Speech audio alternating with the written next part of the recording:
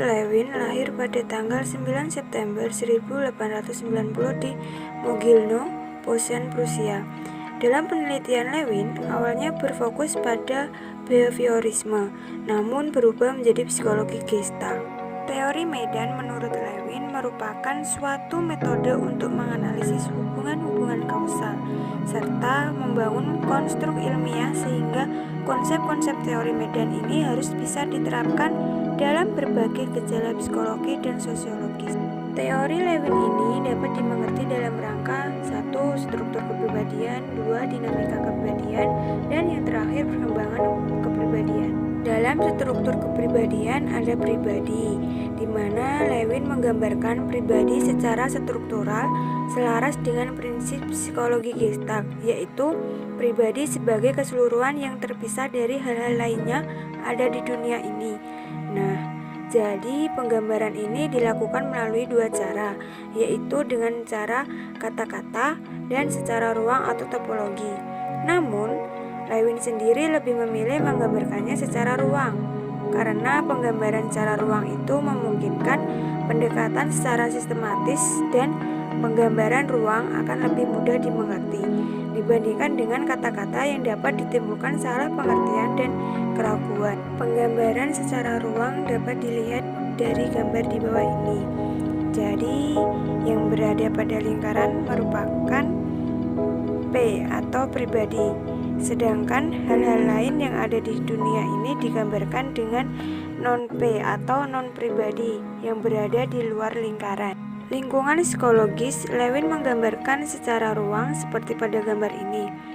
Lingkungan psikologis atau LP digambarkan sebagai elips dan lingkaran kecil P itu dinamakan pribadi, sedangkan yang berada di luar elips itu merupakan bukan lingkungan psikologis atau non-LP. Dan secara keseluruhan, daerah elips yang di dalamnya terdapat lingkaran kecil disebut dengan ruang hidup. Atau Lewin menggambarkan pribadi berada di tengah-tengah lingkungan psikologis, tetapi pribadi tidak termasuk dalam lingkungan psikologis. Keduanya bukan merupakan satu kesatuan, melainkan saling mempengaruhi satu sama lain. Secara sistematis, hal tersebut dapat dituliskan sebagai pribadi, atau sama halnya fungsi lingkungan psikologis, di mana pribadi dapat mempengaruhi lingkungan psikologis. Sebaliknya, lingkungan psikologis sama dengan fungsi pribadi, di mana lingkungan psikologis dapat mempengaruhi pribadi, sehingga dapat dikatakan keduanya saling mempengaruhi. Yang terakhir, ruang hidup.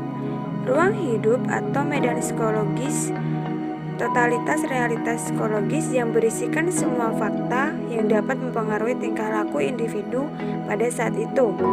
Ruang hidup merupakan gabungan antara daerah pribadi dan daerah lingkungan psikologis. Dalam secara matematis dapat dirumuskan dalam formula sebagai berikut. Seperti yang sudah tertera pada gambar di atas, bahwa RT sama dengan P plus E, atau sama halnya ruang hidup gabungan antara daerah pribadi dengan daerah lingkungan psikologis. Lalu ada dinamika kepribadian. Selanjutnya, diferensiasi dan integrasi. Ini adalah salah satu konsep kunci dalam teori Lewin tentang perkembangan kepribadian dan berlaku bagi semua aspek ruang hidup. Diferensi ini dirumuskan sebagai bertambahnya jumlah bagian dari suatu keseluruhan. Yang terakhir ada tahap-tahap perkembangan.